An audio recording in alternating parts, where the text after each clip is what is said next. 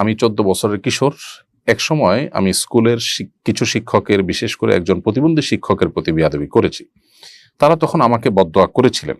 এখন আমি আমার ভুল বুঝতে পেরেছি, কিন্তু অনেক শিক্ষক মারা গেছেন, তাই সরাসরি মাপ চাইবার সুযোগ নেই। আমি কি আজীবনের জন্য অভিশপ্ত থাকব? এই বদদোয়া থেকে মুক্তি পাওয়ার উপায় কি?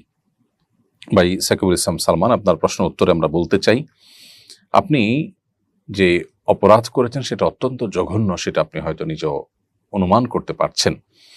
বান্দার হক এটা আল্লাহ রাব্বুল আলামিনও ক্ষমা করেন না, এবং নবী করিম সাল্লাল্লাহু আলাইহি ওয়াসাল্লাম বলেছেন, যদি তুমি কাউকে গালি দাও, কেউ যদি কাউকে গালি দেয় কিংবা কাউকে আঘাত করে, কারোর প্রতি জুলুম করে, তাহলে সেক্ষেত্রে দুনিয়াতে যেন সে সেটা চুকিয়ে আসে, তার কাছ থেকে মাপ চেয়ে দফা রফা করে আসে, কারণ কিয়ামতের দিন কেউ কাউকে ছাড় দিবে না।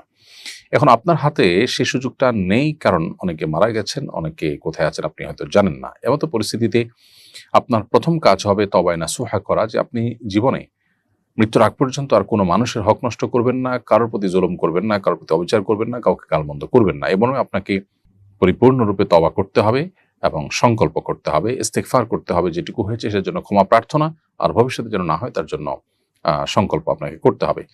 এর পাশাপাশি আল্লাহ তাআলার কাছে আপনি দোয়া করবেন যেন আল্লাহ তাআলা আপনার আচরণকে পরিবর্তন করে দেন, এবং যেই অপরাধ আপনার দ্বারা হয়েছে আল্লাহর কাছে মাপ চাইবেন যে আল্লাহ, আপনি আমাকে এটা থেকে মুক্তি নসিব করেন।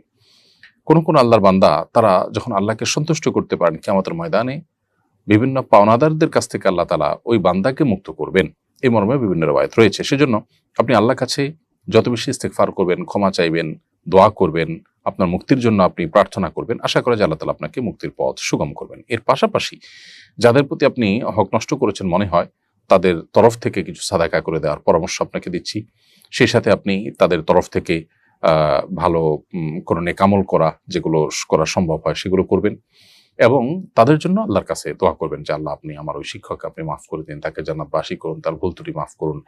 আপনি যখন এভাবে তার জন্য দোয়া করবেন, তখন ইনশাআল্লাহ বিইذনিল্লাহ তাদের পক্ষ থেকে এটা আপনার জন্য ক্ষমার পথকে সুগম করতে পারে ইনশাআল্লাহ বিইذনিল্লাহ। আল্লাহ তাআলা আপনাকে রহম করুন, এবং রহমত যে আল্লাহর অনুগ্রহ, সেটা থেকে পুরোপুরি আশাহত হওয়া এটা কোনো অবস্থাতে জায়েজ নয়। অর্থাৎ আমার তো আর কোনো উপায় নেই, তাহলে আমি তো নিশ্চয়ই জাহান্নামে, এরকম মনে করার কোনো কারণ নেই, বরং আপনি আপনার চেষ্টা চালাবেন, এবং আল্লাহ রাব্বুল আলামিন বান্দার যখন প্রচেষ্টা দেখেন, বিভিন্ন রিওয়ায়াতের আলোকে বোঝা যায় আল্লাহ তাআলা বান্দাকে মুক্তির ব্যবস্থা করেন। সো আপনি আপনার চেষ্টা অব্যাহত রাখবেন।